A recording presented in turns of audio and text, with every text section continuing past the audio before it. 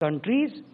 USA has seen a particular day when 4 lakh new cases were reported. UK, 68,000 new cases were reported in a day. Brazil, 87,000 cases were reported in a day. Russia, 29,000 cases were reported in a day. South Africa, 21,000 cases were reported in a day. These countries have a population which is far, far less than India's population. In India, in the last 24 hours, we have reported 12,584 new cases. तो हम आपके समक्ष ये कहना चाह रहे हैं कि कोविड-19 संक्रमण की स्थिति पूरे विश्व में अभी भी चिंताजनक है। हालांकि भारत में केसेस घट रहे हैं, लेकिन उसका अर्थ ये नहीं है कि हम कोताही बरतें और हम सावधानी छोड़ दें। तो इसलिए अभी भी सावधानी बरतने की आवश्यकता है। ये भारत के एक्टिव केसेस की स्थिति है। Active cases in the country continue to decline in a steady manner, and now the active cases are less than 2.2 lakhs. They are in fact 2,16,558 to be precise. So this kind of number we had seen last on 30th of June. So after 30th of June, the cases were climbing.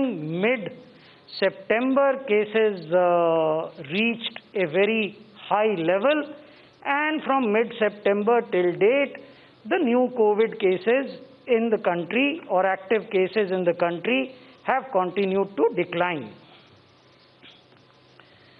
So in a snapshot, we have 1.04 crore cases. Case per million is 7,593. Active cases, as I told you, are 2.16 lakhs. They are only 2% of the total COVID cases in the country, and even this percentage is coming down in a very rapid and significant manner. The deaths are 1,51,000. Death per million is 109. Tests, as we told you, are 18 crore plus, and test per million is 1,32,000 odd tests per million. Case positivity is coming down. If we look at cumulative case positivity, it is 5.7. If we look at last 1 week's case positivity, it is significantly lower, only 2%. If we look at case fatality rate, cumulative case fatality rate is 1.44, and last week's fatality rate is 1.2. There are only 2 states in the union now where we have more than 50,000 cases, active cases. And these 2 states are Kerala and Maharashtra. Kerala has 63,000 cases which are active, which means they are either in hospital or in home isolation under medical care. Maharashtra has 53,400 odd cases which are either in hospital or in isolation. So basically, within the country, we have achieved a lot, largely because of active and effective collaboration between the union government and the state governments and UTs. The need is to preserve whatever we have gained. When we say that active cases are declining, only 44% of these active cases are in hospitals. So that is another significant factor which should be kept in mind, and 56% of all active cases across the country are in home isolation under medical care. Now we would be talking of vaccination. So the whole process of development and manufacture of vaccine in India should be seen in the context of the fact that the central government has been proactive and preemptive in addressing the needs of vaccination in the country. So what did the union government do as part of its proactive and preemptive strategy?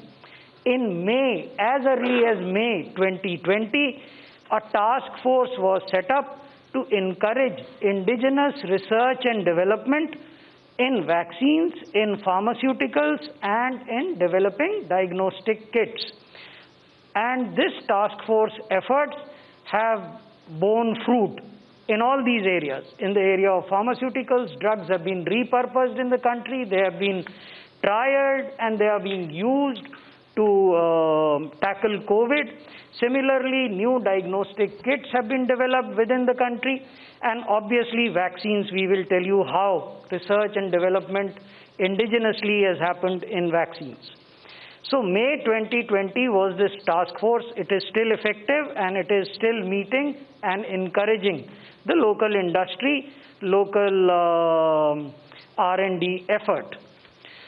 The second attempt or action was in August 2020 when NEGVAC was set up, National Expert Group on Vaccine Administration, which is headed by Member Health Niti and co-chaired by Secretary Health and Family Welfare. So this group has been looking at prioritization of population to be vaccinated, types of vaccines which can be procured, logistics which are related to vaccine, management of adverse events following vaccination, and also development of a digital platform to track not only the movement of vaccines but also the movement of beneficiaries who have been vaccinated. तो ये दो बड़े काम भारत सरकार ने मई और अगस्त में किए थे, जिनकी वजह से अब हम उनके अच्छे परिणाम देख रहे हैं, चाहे वो वैक्सीन्स का डेवलपमेंट हो, फार्मास्यूटिकल्स का हो या डायग्नोस्टिक किट्स का हो। दो वैक्सीन हैं, एक कोविशील्ड और एक कोवैक्सिन, जिनको कि इमरजेंसी यूज ऑथराइजेशन, जिसे पॉपुलर लैंग्वेज में कहा जाता है EUA, दिया गया है। हमारा जो देश का कानून है new drugs and clinical trial rules 2019, उसमें इसे एक्सेलरेटेड अप्रूवल प्रोसेस कहते हैं। ये दोनों वैक्सीन अपनी सेफ्टी और इम्यूनोजेनेसिटी को स्टैब्लिश कर चुके हैं through a well prescribed regulatory process. इसके अलावा जिन दो वैक्सीन्स को अभी तक इमरजेंसी यूज ऑथराइजेशन मिला है, उसके अलावा ये 4 वैक्सीन हैं जो या तो भारत में ही जिनका रिसर्च और डेवलपमेंट हुआ है या जो भारत में मैन्युफैक्चर किए जाएंगे, वो भी पाइपलाइन में हैं और शीघ्र ही उपलब्ध होने की संभावना है। पहली वैक्सीन है जाइडस कैडिला की वैक्सीन। इसमें फेज 2 का जो ट्रायल है वो दिसंबर माह में पूरा हो गया था। फेज 3 ट्रायल प्रारंभ करने की अनुमति ड्रग्स कंट्रोलर जनरल ने इस कंपनी को दी है और वो इसको प्रारंभ कर रहे हैं। स्पुतनिक वी गमालिया इंस्टीट्यूट रशिया के द्वारा विकसित की गई वैक्सीन है, लेकिन ये भारत में डॉक्टर रेड्डीज लैब के साथ सहयोग कर ट्रायल की जा रही है। इसके फेज 2 ट्रायल समाप्त हो गए हैं, फेज 3 ट्रायल ऑनगोइंग हैं और इसका उत्पादन भी भारत में ही किया जाएगा। बायोलॉजिकल इवांस ये हैदराबाद में आधारित कंपनी है। इनकी वैक्सीन का फेज 1 ट्रायल दिसंबर में प्रारंभ हो गया था, जो अभी चल रहा है। फेज 2 ट्रायल इनका मार्च में प्रारंभ होने की संभावना है। जीनोवा ये पुणे में आधारित कंपनी है और ये भारत की एकमात्र मैसेंजर RNA बेस्ड वैक्सीन बना रहे हैं। इस वैक्सीन का फेज 1 का ट्रायल रेगुलेटर के द्वारा अप्रूव किया गया है और वो प्रारंभ हो गया है। फेज 2 ट्रायल इनके मार्च में प्रारंभ होने की संभावना है। तो यहाँ हम आपको ये बताना चाहते हैं कि आने वाले कुछ महीनों में आप इन चारों वैक्सीन्स को, या हो सकता है इनमें से कुछ वैक्सीन्स को भी देखेंगे कि ये नेशनल रेगुलेटर के पास जाएंगे और उनसे अनुरोध करेंगे कि इनको भी इमरजेंसी यूज ऑथराइजेशन जो प्रिस्क्राइब्ड प्रोसेस है उसको फॉलो करते हुए कंसिडर की जाए। अब मैं आपको कुछ बताना चाहता हूं कि विश्व में जो वैक्सीन अवेलेबल हैं वो कितने मूल्य पर मिलते हैं, क्योंकि ये एक नैरेटिव है जिसमें हम ये मानते हैं कि it requires better information. the discussion along the vaccine options available in the world requires better information and real-time information. So this is just an attempt to give you some information. This is a dynamic scenario. It will keep on changing. So what is the information available today that we are sharing with you? Pfizer vaccine है जो अनेक देशों में जिसको emergency use authorisation मिला है, इसका प्रति डोज का दाम यदि आप इंडियन नेशनल रुपीज में देखें तो 1400 रुपये से अधिक है। यानी एक व्यक्ति को 2 डोज देने की जो कीमत होगी वो लगभग 2800 रुपये से कुछ ज़्यादा होगी। और ये तब है जब आप ओवरहेड कॉस्ट्स और टैक्सेशन की कॉस्ट शामिल नहीं कर रहे हैं, because that information is not available in the public domain. Moderna की जो वैक्सीन है, ये वैक्सीन 2300 रुपये से लेकर 2700 रुपये प्रति डोज की रेंज में उपलब्ध है। यहाँ ये भी इम्पॉर्टेंट है कि फाइजर की वैक्सीन को -70 डिग्री टेम्परेचर पर स्टोर करना होता है, मॉडर्ना को 2 to 8 डिग्रीज सेंटीग्रेड पर स्टोर करना होता है।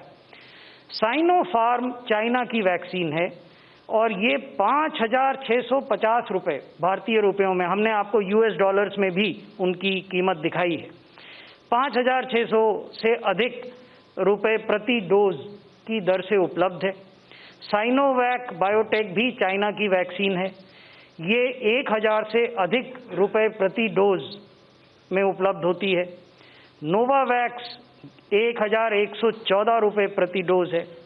गमालिया सेंटर की स्पुतनिक वी रशिया में, जब हमारे देश में बनेगी तब क्या कीमत होगी हम नहीं जानते हैं आज, क्योंकि अभी उसने इमरजेंसी यूज ऑथराइजेशन नहीं लिया।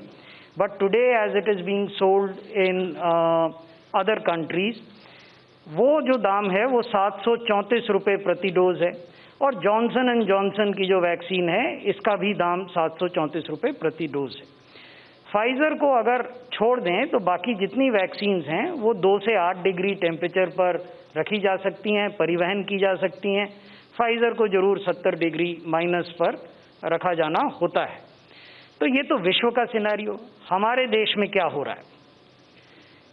हमारे देश का सिनेरियो ये है, भारत सरकार ने 110 लाख डोजेज कोविशील्ड वैक्सीन की SII यानी सीरम इंस्टीट्यूट ऑफ इंडिया से एट द कॉस्ट ऑफ ₹200 पर डोज प्रोक्योरमेंट करने का एग्रीमेंट किया है। इसी प्रकार भारत सरकार ने कोवैक्सीन वैक्सीन की 55 लाख डोजेज भारत बायोटेक से प्रोक्योर करने का निर्णय लिया है। ये जो 55 लाख हैं, इनमें से 38,50,000 डोजेज ऐसी हैं जिनकी कीमत 295 रुपये प्रति डोज है, excluding taxes obviously, because the earlier rates were also excluding taxes. BBIL is providing 16.50 lakh doses of Covaxin free of cost to the central government as a special gesture. तो अगर आप ये पूरे 55 लाख का दाम देखें, क्योंकि हम भुगतान 38,50,000 का ही करेंगे और 16,50,000 फ्री में उपलब्ध कराई जाएंगी, तो उसकी प्रति डोज की कॉस्ट 206 रुपये होती है। हम चाहते थे कि ये जानकारी हम आपसे शेयर करें ताकि इस पर जो less than adequately informed discussions हो रहे हैं उन पर विराम लगे। क्या तैयारियां हुई हैं रोल आउट के लिए? जैसा आप सब जानते हैं, माननीय प्रधानमंत्री जी ने कल सभी राज्यों के माननीय मुख्यमंत्री जी से और माननीय उपराज्यपाल गण से और माननीय प्रशासक गणों से विमर्श किया था। उसमें उन्होंने कुछ दिशा निर्देश भी दिए थे जिससे आप अवगत हैं, आप लोगों ने अपने अपने मीडिया हाउस के लिए उसको कवर भी किया है। तो राज्यों के साथ भारत सरकार का बहुत नज़दीकी कोलैबोरेशन हो रहा है वैक्सीन के रोल आउट के लिए। सभी तैयारियां सुनिश्चित की गई हैं। All preparations are on track for the vaccine roll out from 16 January 2021। तो तैयारियों में क्या किया गया है? सबसे महत्वपूर्ण है लोगों को प्रशिक्षित करना। अलग अलग लोगों को अलग अलग जिम्मेवारियां निभानी हैं। different category of professionals would be discharging different responsibilities. Therefore, there is a need to train them to discharge those responsibilities to the best of their abilities. 26 virtual meeting और ट्रेनिंग आयोजित की गई हैं। 2360 मास्टर ट्रेनर जो सभी राज्यों में हैं उनको ट्रेन किया गया है। इन 2360 मास्टर ट्रेनर्स ने 61,000 प्रोग्राम मैनेजर्स को ट्रेन किया है, 2 लाख वैक्सीनेटर्स को ट्रेन किया है और 3,70,000 अदर वैक्सीनेशन टीम मेंबर्स को प्रशिक्षित किया है।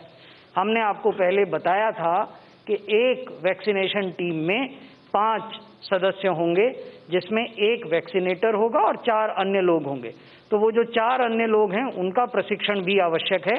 वही संख्या 3,70,000 की है और जो वैक्सीनेटर हैं वो 2 लाख हैं। There are 5 key principles for this entire exercise which will last maybe beyond 1 year.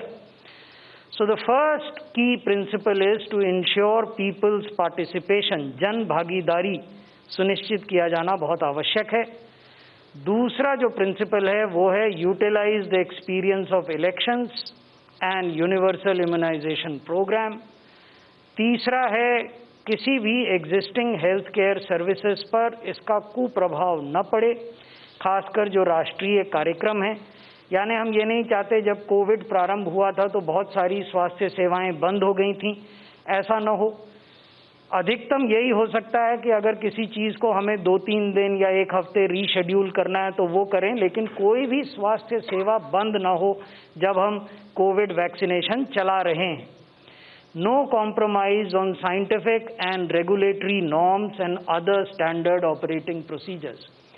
Since we are and state governments are governed by these standard operating procedures, and since these SOPs are in the public domain and therefore transparent, we would expect that everyone would very scrupulously follow these SOPs while the vaccination rolls out in the country. और ये जो पूरी प्रक्रिया है ये तकनीक पर आधारित है, IT पर आधारित है, सूचना प्रौद्योगिकी पर आधारित है। Orderly smooth implementation driven by technology. ये हम आपको पहले भी बता चुके हैं कि सीक्वेंशियल रोल आउट है, डिपेंडिंग ऑन अवेलेबिलिटी वो ओवरलैप भी कर सकता है, लेकिन शुरुआती दौर में हमें लगता है कि ये सीक्वेंशियल ही रहेगा क्योंकि प्रारंभ में वैक्सीन की उपलब्धता सीमित होगी। पहली प्राथमिकता में पब्लिक हेल्थ फैसिलिटीज़ और प्राइवेट हेल्थ फैसिलिटीज़ में काम करने वाले हेल्थ केयर वर्कर्स हैं, जिनका वैक्सीनेशन 16 तारीख से प्रारंभ होगा। इसमें लगभग 1 करोड़ लोग हैं। उसके बाद फ्रंट लाइन वर्कर्स हैं, उसमें 2 करोड़ लोग हैं। उसके बाद प्रायोरिटाइज्ड एज ग्रुप्स हैं, जिसमें 27 करोड़ लोग हैं, 50 साल से ऊपर वाले और 50 साल से नीचे कोमॉर्बिडिटी वाले लोग। महत्वपूर्ण बात यह है जो कल माननीय प्रधानमंत्री जी ने भी बताई कि cost of vaccination of health care workers and front line workers will be borne by the central government. States को इस पर कोई भी पैसा खर्च करने की आवश्यकता नहीं है। ये भी बहुत महत्वपूर्ण है क्योंकि आने वाले दिनों में आज ही से मैंने देखा कि अनेक मीडिया हाउसेज और चैनल्स इसको कवर कर रहे थे। आपको पता रहना चाहिए, जैसा हमने पहले बताया था, कि 4 बड़े स्टोर्स हैं जिनमें ये वैक्सीन आ रही है जो भारत सरकार के हैं। उनको हम GMSD कहते हैं। करनाल में, कलकत्ता में, चेन्नई में और मुंबई में। हर राज्य में एक न एक रीजनल वैक्सीन स्टोर है। These are all temperature controlled stores. लेकिन कुछ राज्य हैं, बड़े राज्य, जहां एक से ज़्यादा हैं। उत्तर प्रदेश में 9 ऐसे रीजनल वैक्सीन स्टोर हैं। मध्य प्रदेश में 4 हैं, गुजरात में 4 हैं, केरल में 3 हैं, जम्मू कश्मीर में 2, कर्नाटक में 2 और राजस्थान में 2। तो इन सभी स्थानों पर ये वैक्सीन मैन्युफैक्चरर द्वारा प्राप्त होगी और वहाँ से फिर राज्य सरकारों की जवाबदेही है कि वो उसको down the cold chain transport करें। जब हम आपसे बात कर रहे हैं तब की स्थिति क्या है? देश भर में 54,72,000 डोजेज ऑलरेडी, जो पॉइंट्स मैंने आपको बताए, वहाँ रिसीव हो गई हैं। और 100% डोजेस 14 जनवरी 2021 तक रिसीव हो जाएंगी। व्हेन आई से 100%, उसका अर्थ है 1,10,00,000 डोजेस जो कि SII से आएंगी और 55 लाख डोजेस जो कि भारत बायोटेक लिमिटेड से आएंगी। प्रत्येक वैक्सीनेशन साइट पर कुछ IEC मटेरियल भी उपलब्ध होगा और राज्य सरकारें इसको क्षेत्रीय भाषाओं में उपलब्ध कराएंगी। ये IEC मटेरियल 3 तरह की थीम्स पर आधारित होंगे। ये मैं आपको वास्तविक मटेरियल दिखा रहा हूँ जो डिस्प्ले होंगे। पहला थीम है कोविड अप्रोप्रिएट बिहेवियर का। क्यों इसकी आवश्यकता है उस पर हम आगे आएंगे, लेकिन हम ये कह रहे हैं कि वैक्सीनेशन के बाद भी कोविड अप्रोप्रिएट बिहेवियर को छोड़ना नहीं है। दूसरा जो क्रिएटिव है वो ये कहता है कि वैक्सीन सेफ है, तो वैक्सीन लगाने में कोई हिचकिचाहट नहीं होनी चाहिए। और तीसरा जो है वो ये कहता है कि कौन कौन से डॉक्यूमेंट आप इस्तेमाल कर सकते हैं अपनी पहचान को स्टैब्लिश करने के लिए वैक्सीनेशन सेंटर पर। ये लगभग उसी तर्ज पर है जैसा कि इलेक्शन में आप जब वोट डालने जाते हैं तो इलेक्शन बूथ पर एक बड़ा सा पर्चा लगा होता है जो बताता है कि ये 12 प्रकार के आइडेंटिटी डॉक्यूमेंट आप दिखाकर अपनी आइडेंटिटी स्टैब्लिश कर सकते हैं। हमारी राज्यों से क्या अपेक्षाएं हैं?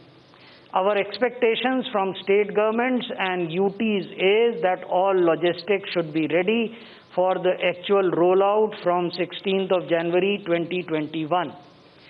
We also expect that the states at the highest level will exercise continuous oversight and personal involvement on this entire process of rollout.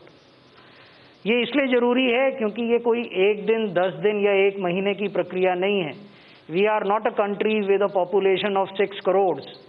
We are a country with a population of 137 crores. So therefore, we need to ensure that while we proceed ahead, this is monitored at every level in the state as well as UTs. This will ensure that all targeted beneficiaries receive the vaccine. This will also ensure that there is no wastage, because we have started getting news of wastage happening in Western countries. This will ensure that everyone knows what they are supposed to do, because that is also a kind of feedback that we are getting. Because as we speak to you today, there are roughly 50 plus countries in the world where vaccination has started. But all these 50 plus countries have population which is much smaller than ours. So therefore our challenge is that much greater. It is that much more complex. Therefore we need to be more prepared. फिर हमारी अपेक्षा ये है कि जो संवाद हो उस पर विशेष ध्यान दिया जाए, स्पेशल फोकस ऑन कम्युनिकेशन। क्यों संवाद आवश्यक है? ताकि हम एक प्रोत्साहजनक वातावरण का निर्माण कर सकें, इनकरेजिंग एनवायरनमेंट। किस बात का एनवायरनमेंट? कि वैक्सीन सेफ हैं, वैक्सीन लगाने से आपके शरीर में रोग प्रतिरोधक क्षमता पैदा होती है, immunogenicity. They produce immune response in your body, so this is established. There is absolutely no doubt about safety and immunogenicity.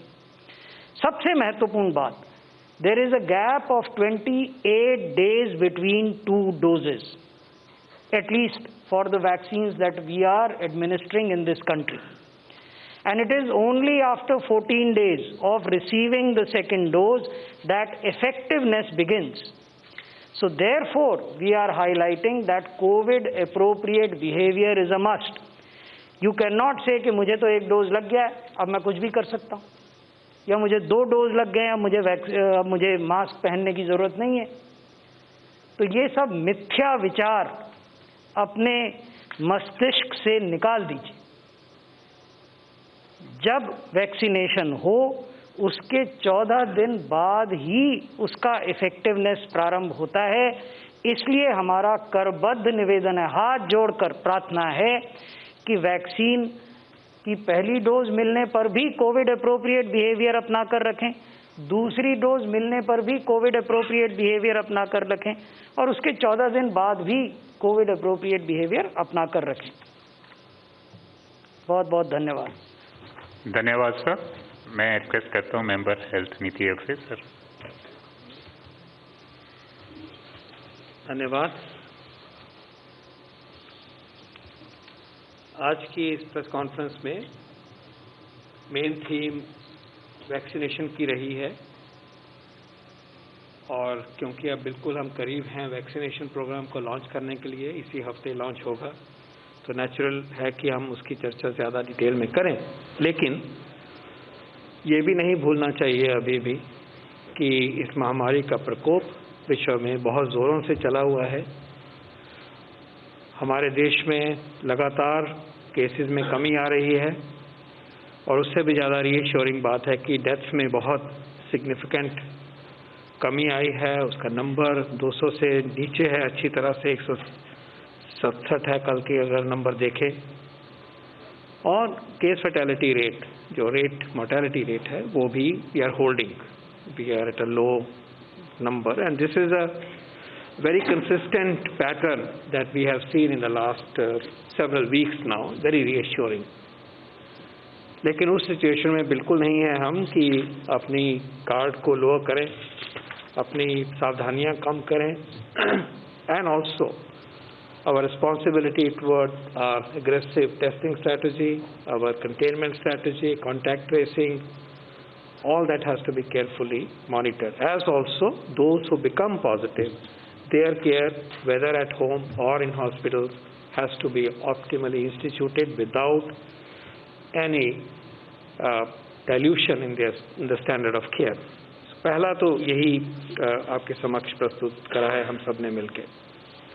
But we have a very encouraging, very optimistic, very heartening development later this week when the vaccination program will be launched on the 16th of January, and we are very pleased to share with you the level, the depth and the breadth of preparation in that regard.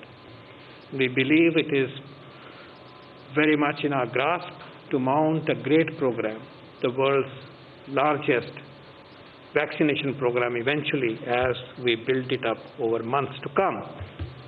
And the beginning of that, we believe, would be very robust, very smooth, with the full cooperation of people, the state governments, and all of you. We do expect media to be playing a very important role, very, very important role, और ये हमारे आपसे बहुत एक महत्वपूर्ण निवेदन है कि इसमें आप सपोर्ट करिए। ये अनयूजुअल सर्कमस्टांसेस हैं, सेंचुरीज में एक बारी आता है, लाइफ टाइम में एक बारी ऐसा मोमेंट आया है, तो इसको आप पूरी तरह से सपोर्ट करिए, इसकी पॉजिटिव एटमॉस्फेयर क्रिएट करिए, ठीक मैसेजिंग में मदद करिए, कॉन्फिडेंस के लिए मदद करिए। एक नेशनल राष्ट्रीय आह्वान है और राष्ट्रीय मिशन है ये हमारे सामने।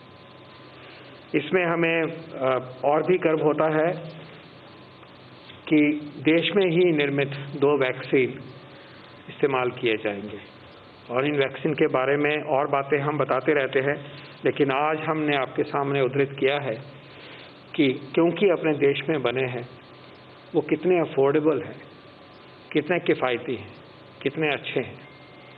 और अगर आप, जैसे माननीय प्रधानमंत्री जी ने कल कहा कि सोचिए उस माहौल को कि अगर हमें इस कार्यक्रम के लिए बाहर के वैक्सीन लाके यहाँ करोड़ों व्यक्तियों को देने होते तो हम कहाँ रहते। तो आज फिर एक दिन ऐसा है कि हम अपने वैज्ञानिकों को, अपनी वैक्सीन इंडस्ट्री को और सब जो साथ दिया है इसमें, सब ने इस तरफ पहुँचने का, एडमिनिस्ट्रेशन से, लोगों से, उसको हम आज फिर सैल्यूट करते हैं और धन्यवाद भी देते हैं कि हम अपने देश में इतने बड़े काम को अपने दम पे कर सकते हैं और देश के लिए ही नहीं, हम दुनिया के लिए भी इस काम को करने की क्षमता भी रखते हैं और जिम्मेवारी भी महसूस करते हैं और किया भी जाएगा। चिन्हित करना चाहेंगे कि दोनों ही वैक्सीन जो इमरजेंसी यूज़ ऑथराइजेशन के लिए कर दिए गए हैं, ऑथराइज कर दिए गए हैं, वो बिल्कुल हमें कोई डाउट नहीं होना चाहिए कि वो सेफ हैं। ये दोनों vaccine safest of the vaccine हैं। इनका अगर आप डेटा देखें, हज़ारों व्यक्तियों में इनको टेस्ट किया गया है, दोनों वैक्सीन को कुल मिला के अगर आप देखें तो साइड इफ़ेक्ट्स आर नेग्लिजिबल। और किसी भी जितने भी वैक्सीन हैं हमारे, टेटनस टॉक्सर से लेके हेपेटाइटिस तक, तो उनके साथ भी अगर आप कंपेयर करेंगे तो ये उनमें कम से कम साइड इफ़ेक्ट्स वाले, एडवर्स इफेक्ट वाले वैक्सीन है।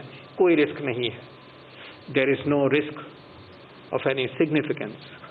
Let's be reassured, give this message.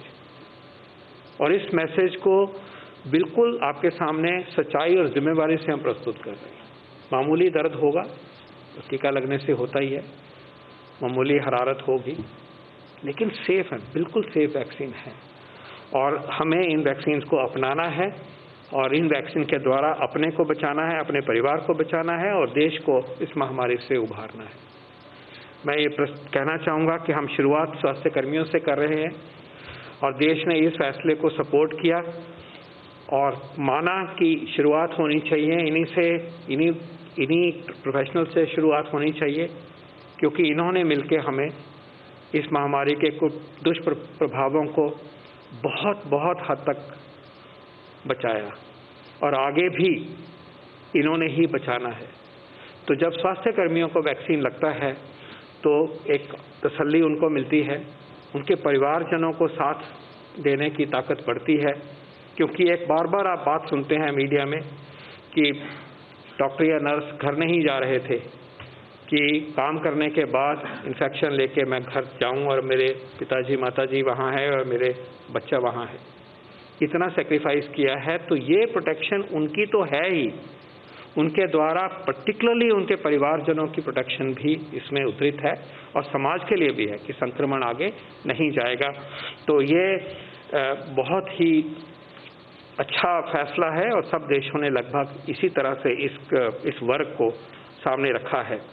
तो आज वो दिन है जब हम अपील करना चाहेंगे, आह्वान देना चाहेंगे कि सब स्वास्थ्य कर्मी, चाहे वो एम्बुलेंस ड्राइवर हैं, सफाई कर्मचारी हैं, रिसेप्शन पे बैठने वाले हैं और हमारे नर्स भाई बहन हैं या हमारे डॉक्टर भाई बहन हैं, उनको आह्वान है कि आप आज जब ये मुहिम शुरू होगी पूरे कॉन्फिडेंस से, पूरे जोश से आगे आइए और इन वैक्सीन को अपनाइए। जो वैक्सीन आपके लिए चिन्हित होगा उसको आप अपनाइए। और मुझे इस बात से जुड़ी हुई आज एक बहुत सेटिस्फेक्शन की बात है कि कल इंडियन मेडिकल एसोसिएशन ने, जो कि डॉक्टर्स की सबसे बड़ी संस्था है, 3.5 लाख उनके मेंबर हैं, 1800 उनकी ब्रांचेज हैं देश भर में, उन्होंने इन वैक्सीन को अपनाने का फैसला किया है। उन्होंने they have given a call that every one of your members will embrace the vaccines, and they have supported the great idea of having 2 indigenous vaccines for this great program. मैं उनका धन्यवाद भी करता हूं और उनको इस बात के लिए बधाई भी देता हूं कि उन्होंने एक गर्मजोशी से इस मुहिम को आगे बढ़ाने का इतना बड़ा फैसला लिया है। मैं ये कहना चाहूँगा कि आगे आइए, आगे बढ़िए और बिना झिझक के हम ये वैक्सीन को अपनाएंगे। सब डॉक्टर जान, नर्स जान, एम्बुलेंस टेक्नीशियंस, पैरामेडिक्स, हम सब इनको अपनाएंगे। जैसा कहा गया, सेफ्टी के अलावा ये प्रूवन इम्यूनोजेनिक वैक्सीन, इसमें किसी को कोई डाउट नहीं होना चाहिए। इसमें सिर्फ एंटीबॉडी की ही बात नहीं है, टी सेल इम्यूनिटी है जो कि असली इम्यूनिटी का आधार बनती है, वो भी प्रूवन है, अफोर्डेबल है, देश में बने हुए हैं। और इस सारे प्रकरण में हमें इन चीज़ों पे, और ये जो हमारे गौरव की बात है, इसके ऊपर हमें एश्योर करना है कि कोई आंच नहीं आएगी। हम पूरी जिम्मेवारी से इस प्रोग्राम को और इन वैक्सीन्स को चयन करते हुए आगे बढ़ेंगे।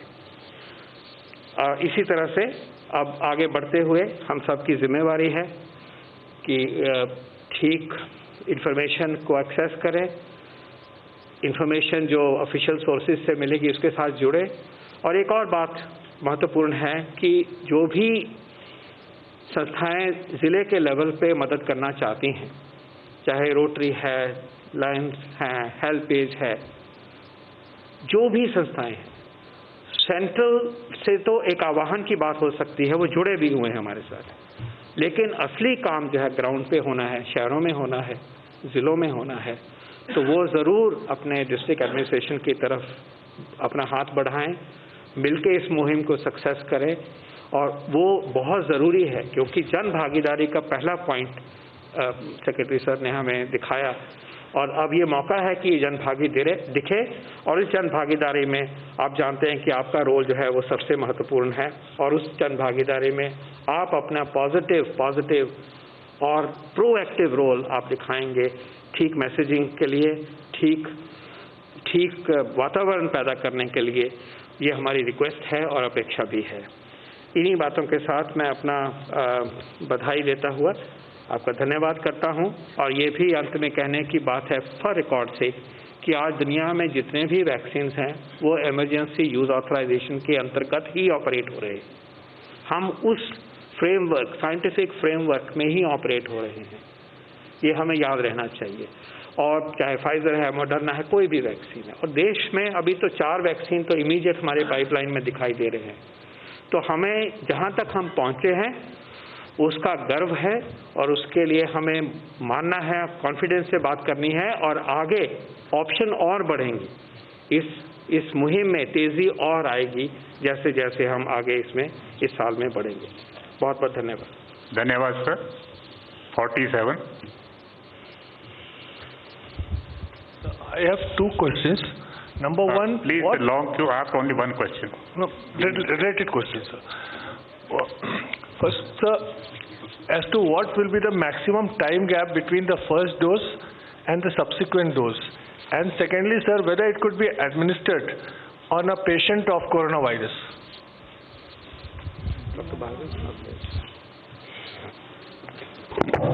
Currently, the recommendations are very clear that it will be given at day 0 and day 28, 4 weeks apart, and as has been pointed out, the effect will come after 2 weeks of.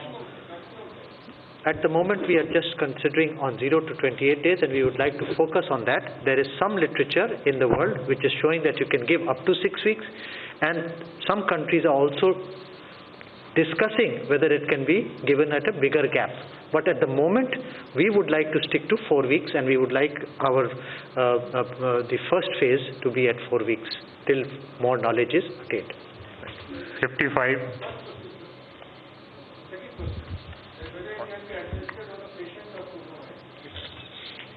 We'll separately address that. Please respect what Kuldeep requested. Yeah. Sir, I'd like to understand both Serum Institute and Bharat Biotech at various points have said that they have 50 million, and Bharat Biotech has said we have 10 million doses ready, and Covishield has 50 million stockpiled. So I'm curious to know why have we only placed an order for 10 million when our needs are clearly much more. Thank you. Oh, there's a very simple answer to that. We would be staggering our supply orders. We are aware of this, and the people who are manufacturing and supplying, they are aware of it. 22.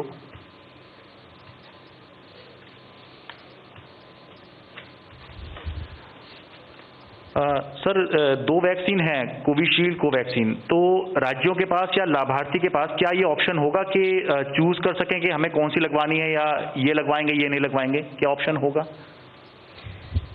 विश्व के अनेक देशों में 1 से अधिक vaccine का प्रयोग किया जा रहा है।